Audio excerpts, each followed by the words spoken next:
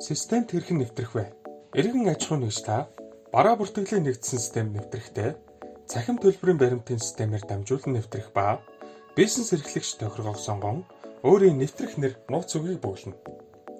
Цахим төлбөрийн баримтын системд нэвтрэн орсны дараагаар дэлгэцийн баруун дээд буланд байрлах бараа бүртгэл товчийг даран бараа бүртгэлийн нэгдсэн системд нэвтрэн орно. Гайлын мэдүүлэгдэх барааг хэрхэн холбох вэ?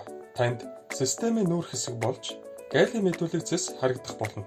Тухайн цэсний гайлын мэдүүлэх хэсэгт та гайл зөвшөөрсөн огноо эхлэх, гайл зөвшөөрсөн огноо дуусгах гэсэн далбарыг өөрийн хайх огноогоор тохируулан өгснөөр тухайн хугацаанд дах мэдүүлсэн импорт, экспортын гайлын мэдүүлгийн жагсаалтаар харагдана.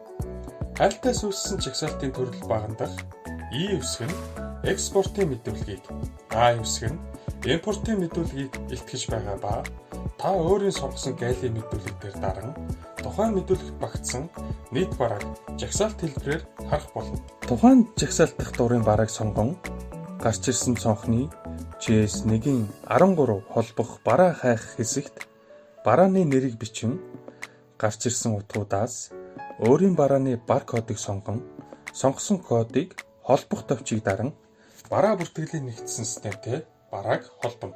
Ингэснээр та мэдүүлэгдэх барааг бараа бүртгэлийн нэгдсэн системд амжилттай холбон борлуулах боломжтой. Таны системд холбосон бараа саарлангуйр харагдах ба тухайн мэдүүлэгдэх барааг бүгдийг нь холбон баталгаажуулсан бол тухайн мэдүүлэг гайлын мэдүүлэг цэсний бүртгэгдсэн гайлын мэдүүлэх хэсэгт орох болно. Холбосон барааны мэдээллийг хэрхэн харах вэ? Иргэн аж ахуйн нэгж та өөрийн гайлаар оруулж ирсэн барааг GS1-ийн 13 олон улсын стандарт бүхий баркодтой холбосноор таны барааны мэдээлэл системийн барааны жагсаалт хэсэгт мэдүүлэгдэх тоо хэмжээгээр нэмэгдэн харагдах болно. Ингэснээр та барааны үлдэгдэл хэсэгт өөрийн барааны эцсийн үлдэгдлийг харах боломжтой болж байгаа юм. Мөн та системд бүртгэгдээгүй байгаа систем нэвтрэхээс өмнө танаа агуулгад байсан барааны үлдэгдлийг тухайн бараа дээр даран гарч ирсэн цонхны эхний үлдэгдэл хэсэгт бүртгэн өгнө. Барааны эхний үлдэгдлийг бүртгэхдээ хэмжихний хэсгийг сайтар харан бүглөөрэй. Барааны эхний үлдэгдэл бүртгэгдсэн бараа шар өнгөөр, барааны эхний үлдэгдэл бүртгэгдээгүй бараа цэнхэр өнгөөр системд харагдана. Барааны гүйлгээг хэрхэн хийх вэ? Иргэн аж ахуйн нэгж барааны гүйлгээг И-баримт систем болон кассын төхөөрөмжөөр дамжуулан хийнэ.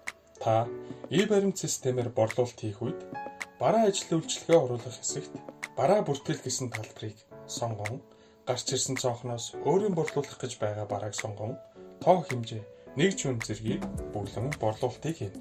Ингэснээр бараа бүртгэлийн нэгдсэн системийн барааны гүйлгээний жагсаалт зэст борлуулалт төлөвтэйгээр тухайн гүйлгээний мэдээлэл харагдах ба агуулгадах барааны үлдэгдлээс хасагдах юм.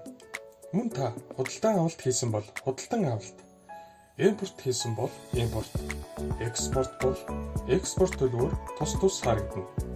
Мөн та барааны гүйлгээ жагсаалт зэстэх гүйлгээ дээр дарахад тухайн гүйлгээний дэлгэрэнгүй мэдээлэл харагдах ба та хаашаа хэдэн ширхгийг борлуулсан зэргийг харах хянах боломжтой болж байгаа юм.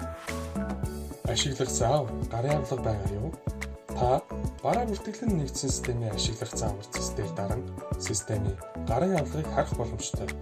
Мөн системийн зүүн доод буланд байрлах түгээмэл асуулт хэсэгт даран илүү дэлгэрэнгүй мэдээллийг хараарай.